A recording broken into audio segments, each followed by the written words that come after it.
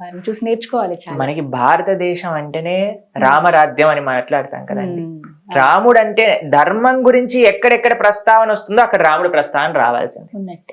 రాముడు అని అంటే ధర్మం, ధర్మం అంటే రాముడు. వాళ్ళు ఆ రెండు సేమ్, ఇంకా వేరు వేరు కాదు. వేరు వేరు కాదు. అటు రామచంద్రమూర్తి యొక్క అద్భుతమైన ఆ చరిత్ర రామాయణం మనం చూస్తాం. రామాయణం ఎన్ని ఎన్ని లక్షల కోట్ల సంవత్సరాల నుంచి మనకు వస్తూ ఉంది. వాటిని మనం చదువుతూ ఉన్నా, ఎంత బ్రహ్మాండంగా రామాయణ ప్రవచనాలు చేస్తూ ఉంటా. రామచంద్రమూర్తి యొక్క ఆలయాలు మనకి ఎక్కడ కనిపిస్తే అక్కడ రామాలయం లేని ఊరు ఉంటుందా అండి? ఖచ్చితంగా. మన తెలుగు వాళ్ళకి ఇంకొకమైన ఒక గొప్ప అదృష్టం ఏంటి అంటే రాముడు ఇక్కడ ఉన్నాడు. మన అరణ్యవాసం చేసినప్పుడు భద్రాచల క్షేత్రం, ఆ భద్రాచలం క్షేత్రంలో ఆ రాముడు ఉన్నంత సౌందర్యం ఇంకెక్కడ మనం చూడం. ఎంత అందంగా ఉంటారు రాముడు. అమ్మవారిని చక్కగా ఒళ్ళో పెట్టుకొని ఉంటారు అన్నమాట. అది కూడా ఎంత చక్కటి రాముడు అని అంటే ఎంత గొప్ప రామ భక్తులు, రామదాసు లాంటి. ఇది ఈ మన రాష్ట్రం మొత్తం కూడా రామ భక్తితో నిజంగా చెప్పాలంటే నిండిన రాష్ట్రం అన్నమాట. కాబట్టి హిందువు అనంటే, సనాతన సాంప్రదాయము అనంటే రామకృష్ణాదులు మనకి చాలా ముఖ్యం. కానీ దురదృష్టవశాత్తు మనకి అటు రాముడు జన్మభూమి లేదు, ఇటు కృష్ణ జన్మభూమి కూడా ఆలయం లేకుండా అయిపోయింది. రాముడి యొక్క అయోధ్య గురించి మాట్లాడితే 1528వ సంవత్సరం జూన్ 6వ తారీఖున బాబర్ అనే ఎవరైతే ఆ ఎంపరర్ ఉన్నారో వాళ్ళ యొక్క జనరల్ 1,75,000 మంది హిందువుల్ని సంహరించి అక్కడుండే రామ మందిరాన్ని కూల్చేశాడనమాట. అప్పటి నుంచి రాముడికి ఉండడానికి ఒక స్థలం కూడా లేదు. 500 సంవత్సరాలు ఇప్పటికీ గడిచిపోయింది. అయినా సరే సనాతన ధర్మానికి చెందిన ఈ దేశంలో, సనాతన ధర్మం పుట్టిన దేశంలో, సనాతన ధర్మం ఈ ప్రపంచాన్ని మొత్తం కూడా సనాతన ధర్మం వైపు తిరిగి సనాతన ధర్మంలో ఉండే రాముడి గురించి తెలుసుకొని, రాముడు మాకు ఆదర్శం, రామ భక్తి మాకు కావాలి, రామనామం కావాలి అని భారతదేశానికి వస్తే, భారతదేశానికి వచ్చి ఆశ్చర్యపోయే విషయం ఏంటి అంటే రాముడికి అక్కడ ఆలయం లేదు, రాముడికి గుడి లేదు, కృష్ణుడికి గుడి లేదు. కాశీలో విశ్వనాథుడికి ఆయన ఒరిజినల్ ఆలయం లేదు. అది మన భారతదేశ స్థితి.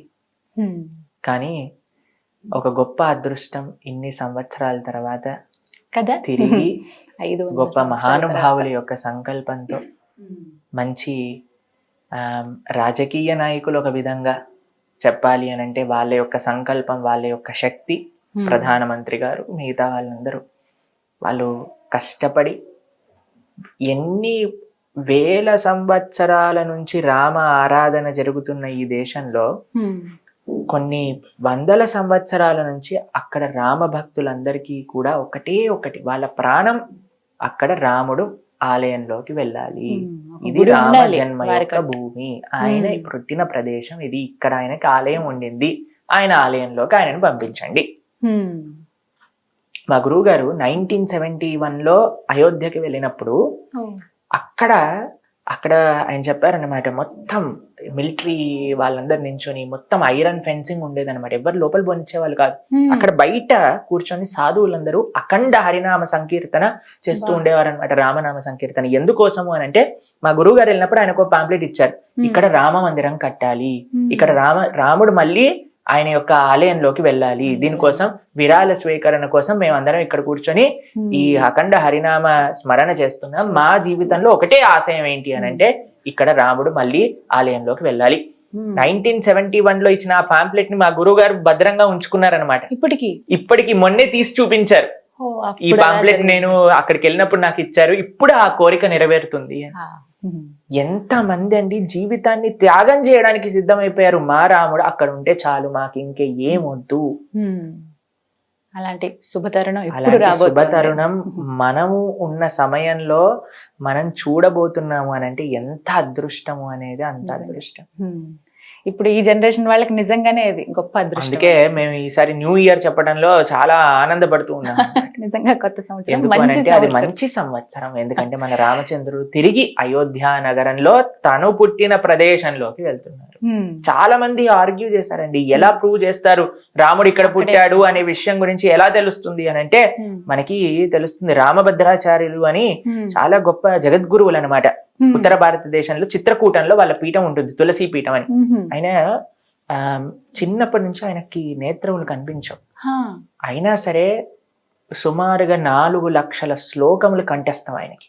అమ్మో, అంతగా జ్ఞాపకం. పురాణాలు, వేదాలు, శాస్త్రాలన్నీ కూడా 4 లక్షల పైగా శ్లోకాలు ఆయనకు వచ్చు. 15 మనకు కష్టం.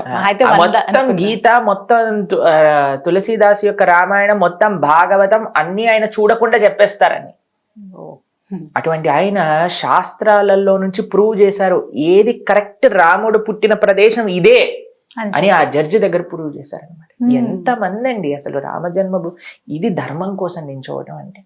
కానీ ఈ మధ్యలో ఉండే జనాలండి ఏదో రియాలిటీ షోలో పార్టిసిపేట్ చేసిన వాళ్ళ వెనకాల పడి వెళ్ళిపోవటం, టీవీలలో సినిమాలలో చేసిన వాళ్ళ వెనకాల ఏం చేశారని, ఏం పిచ్చి పట్టిందని మనం వాళ్ళ వెనకాల తిరుగుతున్నాం అండి.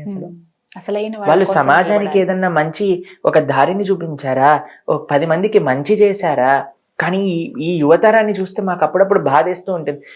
అందరు అలా ఉన్నారని కాదండి, చాలా మంది దైవం గురించి ఆలోచిస్తున్న వాళ్ళు ఉన్నారు. ఈ రోజుల్లో మళ్ళీ ఆ అవేర్నెస్ కొంచెం పెరిగిందండి. తేవడానికే ప్రయత్నం అందరూ చెయ్యాలి.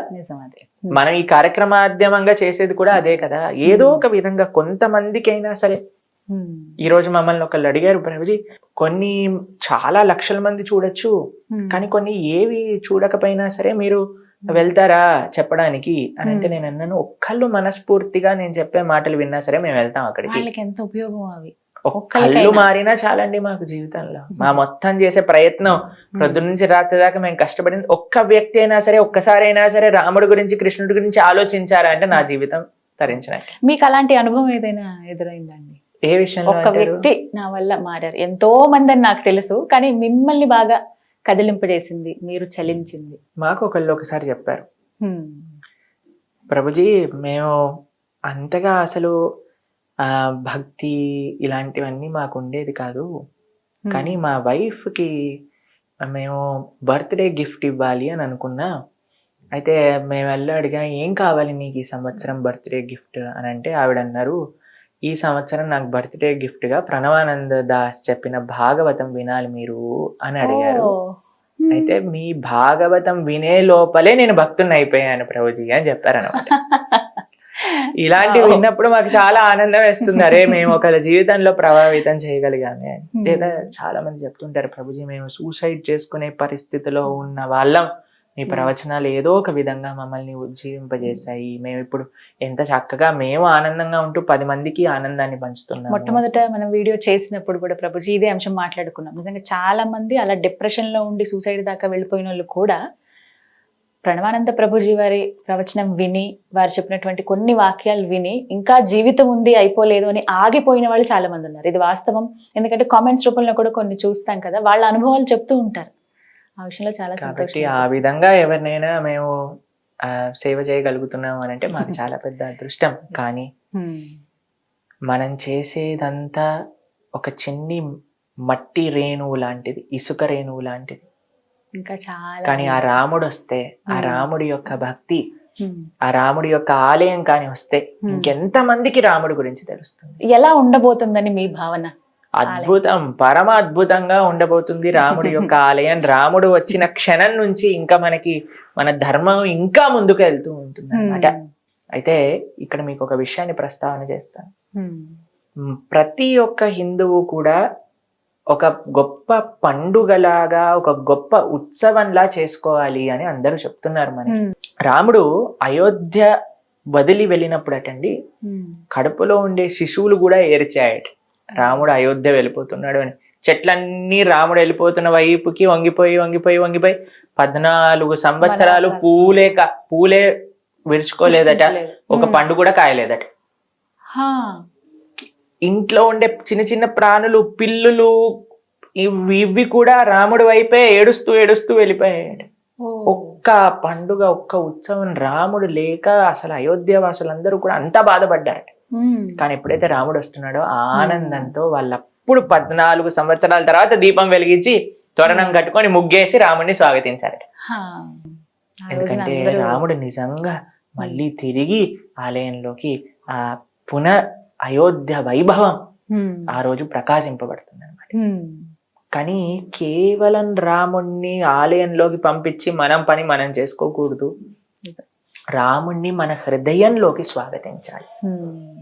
ఎలా స్వాగతిస్తారు హృదయంలోకి అనంటే ఆ రాముడు గురించి వినటంతో, రాముడు ఆచరించిన మార్గం తెలుసుకోవటంతో మన హృదయంలోకి మనం ఆహ్వానించవచ్చు. అందుకే కాబట్టి మేము మీ అందరికీ చేసే రిక్వెస్ట్ ఏంటి అంటే తప్పకుండా ఆ రామాయణాన్ని వినండి. విన్నప్పుడు కేవలం భగవంతుని మందిరంలో పంపించి మనం నమస్కారం చేయకుండా మన హృదయంలోకి కూడా రాముని స్వాగతించినట్టు అవుతుంది. రాముని హృదయంలోకి హనుమంతుడిలాగా హృదయాన్ని చీల్చుకొని స్వాగతించలేం కదండి. చెవుల ద్వారా ప్రవిష్ట కన్నరంధ్రేణ అని అంటారు. చెవుల ద్వారా భగవంతుడు మన హృదయంలోకి ప్రవేశిస్తారనమాట. ఇంకొక విషయం చెప్తాను, కేవలం హృదయంలో పెట్టుకోకండి, రాముణ్ణి ఈ ప్రపంచం అంతా నడిపించండి. ఎలా నడిపిస్తారు రాముణ్ణి? మనం ధర్మాచరణ చేస్తే రాముడు నడిచినట్టే. ఎందుకంటే రాముడు ధర్మం కాబట్టి. ఒక చిన్న మార్పు మన జీవితంలో తెచ్చుకుందాం. రాముడు నడిచిన విధానాన్ని మన జీవితంలో తెలుసుకొని నేను ఎలా మారాలి. రాముడు అంటే ఎవరండి? తల్లిదండ్రుల యొక్క ఆజ్ఞ తూచా తప్పకుండా పాటించేవారు, భార్యకి ఎంతో రెస్పెక్ట్ ఇచ్చేవారు, ఏకపత్ని వ్రతుడు, అన్నా తమ్ముళ్ళ మధ్యలో అన్యోన్యమైన ప్రేమ. అన్నా తమ్ముళ్ళు ఎలా ఉండాలి, భార్యాభర్తలు ఎలా ఉండాలి, ఒక పిల్లలు ఎలా ఉండాలి తల్లిదండ్రుల పట్ల, ఒక రాజు ఎలా ఉండాలి ప్రజల పట్ల, ఒక స్నేహితుడు ఎలా ఉండాలి స్నేహితుడి పట్ల. దేంట్లోనైనా మీకు ఒక ఐడియల్ పర్సనాలిటీ కావాలి అని అంటే మా రామచంద్రుడు ఉన్నాడు అక్కడ. ఆయన చూపిస్తే చాలు, ఆయన చూపిస్తాడు. మీకు ఎవ్వరూ ఇన్స్పిరేషన్ అవసరం లేదండి ఈ ప్రపంచంలో. రామకృష్ణులు ఆర్ ద బిగ్గెస్ట్ ఇన్స్పిరేషన్. అయితే ప్రభుజీ, శ్రీరాముల వారి నుంచి మేము ఏం నేర్చుకోవాలి అంటే ఏం చెప్తారు? మీరు ఏమి మంచి విషయం నేర్చుకోవాలన్నా మా రాముడు నేర్పించడానికి తయారుగా ఉన్నారు. రామో విగ్రహవాన్ ధర్మ.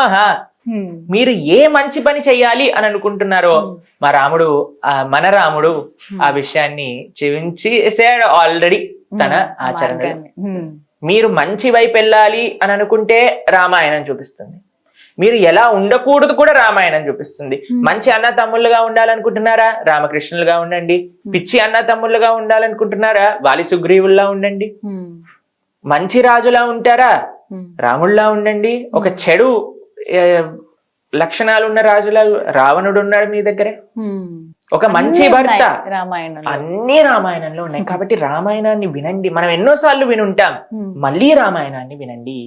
ఈ రామ జన్మోత్సవాలు అయ్యేంత వరకు, ఆ పునఃప్రతిష్ఠ మహోత్సవాలు అయ్యేంత వరకు చక్కగా ఆ రామ ధ్యాసలు, ఆ రామ మననంతో మనం గడపగలిగితే అది నిజంగా ఒక గొప్ప ఉత్సవం అన్నమాట. మీకు ఆ విషయం తెలుసా?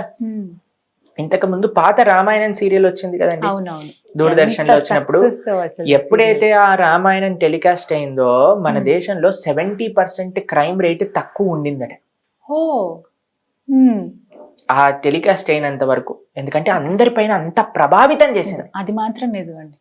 ఇప్పటికీ కరోనా టైంలో మళ్ళీ రిలీజ్ చేసినట్టుగా, ఇప్పుడు మన సినిమా రిలీజ్ చేసినట్టుగా ఆ సీరియల్ ని మొత్తం ఆ భాగాన్ని అంతా కూడా మళ్ళీ టెలికాస్ట్ చేశారు. మళ్ళీ అంతే ఇదిగా చూశారు. అదే అంటున్నా. కాబట్టి ఒకటి ఏదైనా చూసాము అంటే మన జీవితంలో ఏదో ఒకటి నేర్చుకోవాలి. మంచి విషయం నేర్చుకోవాలి, పిచ్చి విషయం కాదు. ఏదో ఒకటి విన్నాము అని అంటే మంచి విషయం నేర్చుకోవాలి, పిచ్చి విషయాలు కాదు. కాబట్టి మనందరం, మేము ఇంతకు ముందు కొన్ని రోజుల ముందు మాకు కొన్ని వీడియోస్ పంపించారనమాట. ఒక రియాలిటీ షో, వాళ్ళు ఎవరో బయటకు వస్తే వీళ్ళందరూ గట్టి గట్టిగా అరవటం, అది ఇది చేయటం, వేరే వాళ్ళపైన దాడి చేయటం, అవి ఇవి అన్ని చూస్తే మేమైతే బాధేసింది. బాబా, అయ్యో వీళ్ళందరూ ఈ దేశానికి సంబంధించిన యువకులా, వీళ్ళ రేపు ప్రొద్దున మన దేశాన్ని ముందుకు తెరిపించేది. ఏం చేస్తున్నారు, ఏ పరిస్థితిలో ఉన్నారు, ఏం చెయ్యాలి, ఏం చేయకూడదు అని తెలియకూడదా అండి మనందరికీ కూడా? దేనికోసం అంటే మాకు ఏంటి బాధ అంటే, యువత ఎప్పుడైతే ఆదర్శాలు, తప్పుడు ఆదర్శాలలో వెళ్ళిపోయింది అనుకోండి, ఇంకా ఈ దేశం వాళ్ళ చేతుల్లోనే కదండి ఉన్నాం. ఎక్కువ యంగ్ జనరేషన్ ఉన్న కాబట్టి యంగ్ జనరేషన్ దేని నుంచి ప్రభావితం అవ్వాలి అని అంటే మంచి విషయాల నుంచి ప్రభావితం అవ్వాలి. కానీ మంచి చెప్పే వాళ్ళు, మంచి చూపించే వాళ్ళు ఉన్నారా అంటే ప్రశ్నార్థకం అయిపోయింది. దొరికిన ఇలాంటి కొద్ది వాటిని కూడా యాక్సెప్ట్ చేసే ఆ గుణం ఉండాలి. కాబట్టి మీ అందరికీ మేము చేసే ప్రార్థన ఏంటి అంటే ఆ రామాయణం చక్కగా శ్రవణం చేయండి. మీరు వినటం కాకుండా మీ పిల్లల్ని ప్రోత్సహించండి. అందరూ కూడా ఎప్పుడైతే ఆ రామ భక్తి, ఆ రామనామం, ఆ రామ చింతన, రామ కథ ఎప్పుడైతే వస్తుందో ఆ రామ భక్త శిరోమణి హనుమాన్, అటువంటి హనుమ అటలో మనం నడవాలి. ఆయన శక్తి, ఆయన యొక్క భక్తి, ఆయన యొక్క సేవ. హనుమంతుడు చూసారా అండి మీరు? ఒక స్వరూపంలో మీరు చూసారనుకోండి, హనుమ ఒక దగ్గర గద పట్టుకొని ఇంకో చేత్తో ఇలా పర్వతాన్ని పట్టుకొని హృదయంలో సీతారాములు మనకి అలా ఒక అద్భుతమైన, మా ఆశ్రమంలో ఉండే హనుమ కూడా ఇలానే ఉంటాడు. అయితే హనుమ ఈ స్వరూపంతో ఏం సూచిస్తున్నారు అంటే శక్తి. మన జీవితంలో ధర్మం ఆచరించాలి అంటే శక్తి కావాలని, ఆ శక్తి మన దగ్గర ఉండాలి. ఏం జీవితంలో సాధించాల్సిన సరే మనం సాధించగలిగిన శక్తి మన దగ్గర ఉండాలి. ఈ శక్తితో పాటు కావాల్సింది భక్తి, హృదయంలో భక్తి.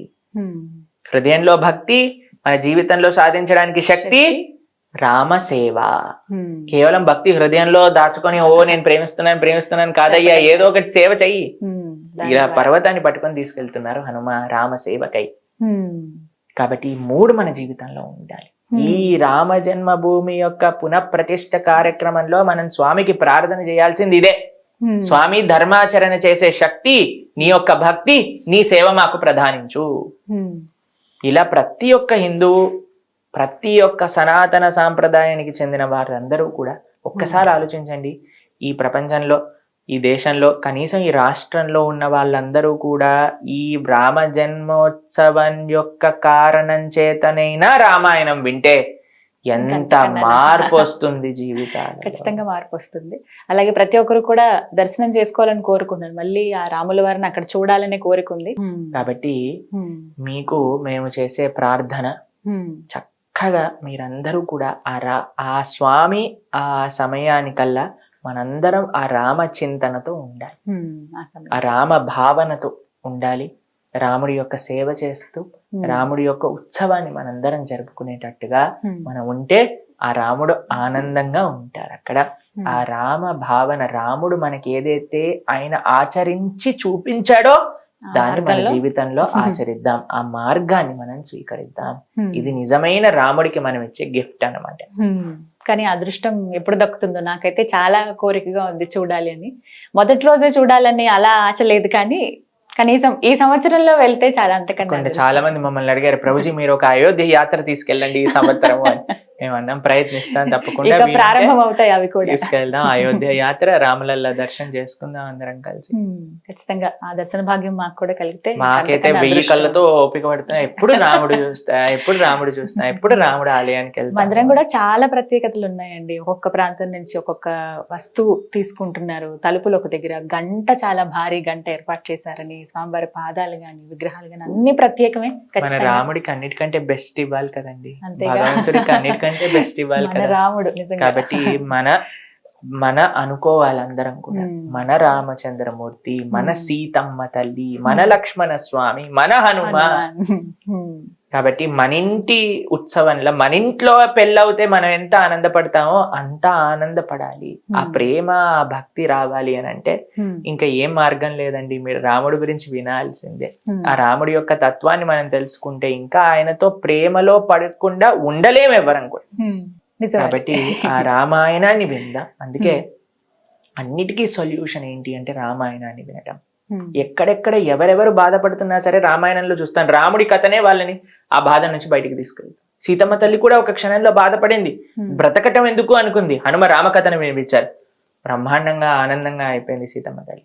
కాబట్టి రామకథ, రామనామం, రామసేవ, రామ భక్తులు వీళ్ళే మనకి శరణు. చూద్దాం అదృష్టం ఎలా ఉందో అనేది. చాలా చక్కగా వివరించారు ప్రభుజీ. నమస్కారం అండి. హరే కృష్ణ. సుమన్ టీవీలో మీ పర్సనల్ అండ్ బిజినెస్ ప్రమోషన్స్ కోసం కింది నెంబర్కి కాంటాక్ట్ చేయండి.